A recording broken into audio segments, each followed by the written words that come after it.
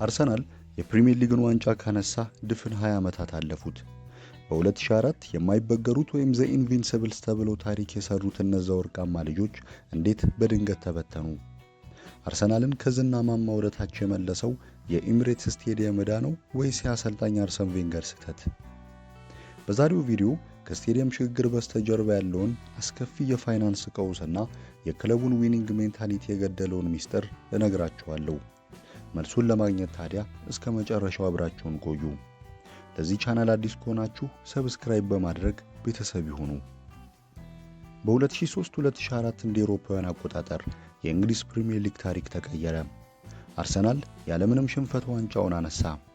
አርሰን ቬንገር የገነቡት ይህ ቡድን በእንግሊዝ እግር ኳስ ላይ ለረጅም ዓመታት የሚገዛ ስርወ መንግስት የመሰረተ ይመስል ነበር።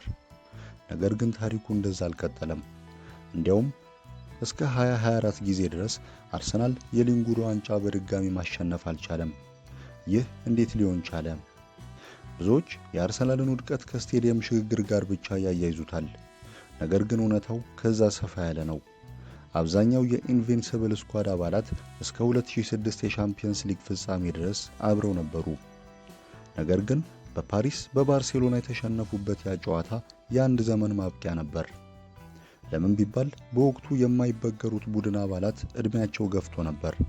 ቴሪ ሄንሪ በብቃቱ ጣራ ላይ ቢሆንም በዚያን ዓመት ለዋንጫው ወሳኝ ሚና ከተጫወቱት 20 ተጫዋቾች ውስጥ 8ቱ እድሜያቸው 29 እና ከዛ በላይ ነበር። ታዲያ አሰልጣኝ አርሰን ቬንገር አዲስ ቡድን መገንባት ወይም ሪቢውልድ ማድረግ ግዴታ ሆነባቸው። ነገር ግን በዚህ መሃል በአርሰናል ታሪክ ትልቁና አደገኛው ውሳኔ ተወሰነ። የድሮ ሃይበሪ ስቴዲየም የመያዝ አቅሙ 38,000 ብቻ ነበር። በሌላ በኩል ተቀናቃኙ ማንቸስተር ዩናይትድ በኦልድ ትራፎርድ 70,000 ሰው እያስተናገደ በገቢ ይበልጣቸው ነበር። ስለዚህ ክለቡ በአቅራቢያው የሚገኘው አሽበርተን ግሩቭ የተባለ ቦታ ገዝቶ ዛሬ የምናውቀውን ኤሚሬትስ ስቴዲየም ገነባ። ይህ ውሳኔ ዛሬ አርሰናልን ሀብታም ቢያደርገውም በወቅቱ ግን ክለቡን ወደ ከፍተኛ የገንዘብ ቀውስና ዕዳ ውስጥ ከቶት ነበር። እስኪ እዚህ ጋር ቆም ልንበልና ለአፍታ አንድ ጥያቄ ልጠይቃችሁ። አርሰናል ሃይበሪን ለቆ ወደ ኤሚሬትስ መግባቱ ለዋንጫ መራቁ ምክንያት ነው ብላችሁ ታስባላችሁ ወይስ የቬንገር ስህተት ነው? ሐሳባችሁን አሁን ኮሜንት ላይ አስቀምጡልኝ። በስቴዲየሙ ዕዳ ምክንያት ቬንገር እንደ ቪዬራና ቤርካምፕ ያሉ ከዋክብትን በሌላ ዝግጁ ኮከብ መተካት አልቻሉም። ምርጫ አልነበራቸውም። ቬንገር ቁማራቸውን ገና ያልተፈተኑ ወጣቶች ላይ ጣሉ። እንደ ሴስክ ፋብሬጋዝ፣ ሮቢን ቫን ፐርሲና ናስሪ ያሉ ተጫዋቾችን አመጡ። እነዚህ ልጆች ድንቅ እግር ኳስ ይጫወቱ ነበር። ነገር ግን የኢንቪንሲብልስ አይነት ልምድና ዊኒንግ ሜንታሊቲ አልነበራቸውም። ከዚህም የባሰ አደገኛ ዙሪት ተፈጠረ። እነዚህ ወጣቶች አድገው ኮከብ ሲሆኑ ክለቡ ዕዳውን ለመክፈል ሲል ይሸጣቸዋል። ፋብሬጋዝ፣ ቫን ፐርሲና ናስሪ ሁሉ ክለቡን ጥለው የሄዱት አርሰናል በደሞዝም ሆነ በዝውውር ሊያቆያቸው አቅም ስላልነበረው ነው። ይህ የአርሰናል የገንዘብ ድርቀት ከቼልሲና ማንቸስተር ሲቲ ባለ ሀብቶች መምጣት ጋርም ተገጣጠመ።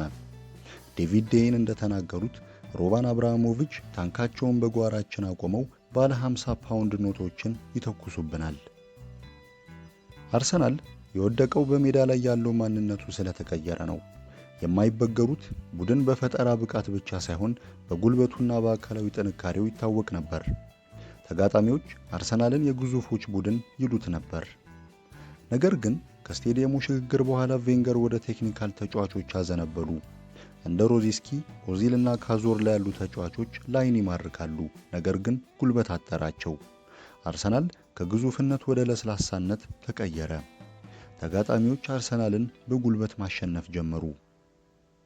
ውድ አድማጮቻችን እንግዲህ አርሰናል ላለፉት ዓመታት ከሊጉ ዋንጫ የራቀበት ዋና ዋና ሚስጥሮች እነዚህ መስሉ ነበሩ።